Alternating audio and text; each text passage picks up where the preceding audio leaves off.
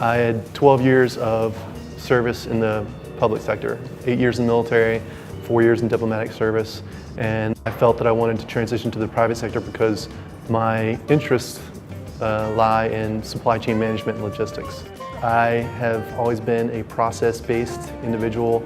I see an issue if there is some sort of gap or in process or a bottleneck.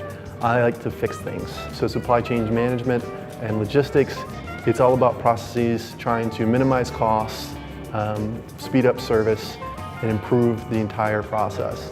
That is what drives me. That's what I want to do. It's almost a riddle. It's a game, something to figure out, it's something to focus all my energy on, to improve it, to refine it, to make it better. That's what I'm interested in. That's what I did in the military as an operations officer. Diplomatic service was more studying economic policy. On the private side, I helped manage a bar restaurant while on the outside as part of my community involvement.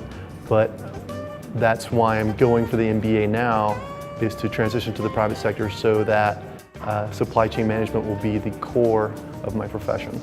The reason I chose NTU or Nanyang is I looked around to places of where I wanted to be posted and live, and Singapore ranked at the top of the list. So I decided to look for schools within Singapore, Southeast Asia, Singapore and Hong Kong as well. And NTU came up, and I felt that not only is NTU a great school, it's ranked very high in Financial Times, it's also 1/3 the price of American universities. So it's in the location I wanted to be, it's a great reputation, and the price was right.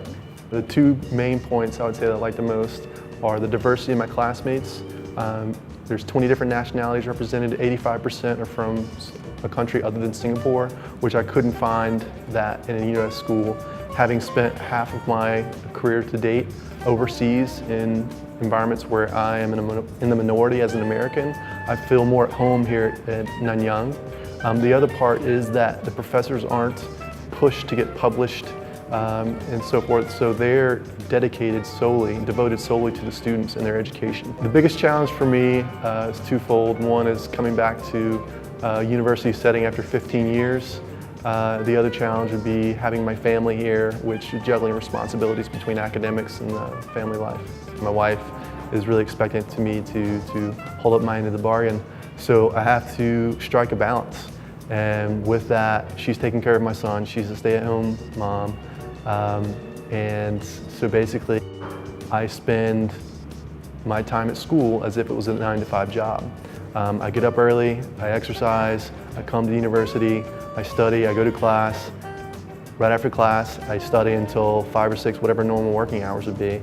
And then I go home, and once I'm home, I'm a father, that's it. There is no studying until my son goes to bed.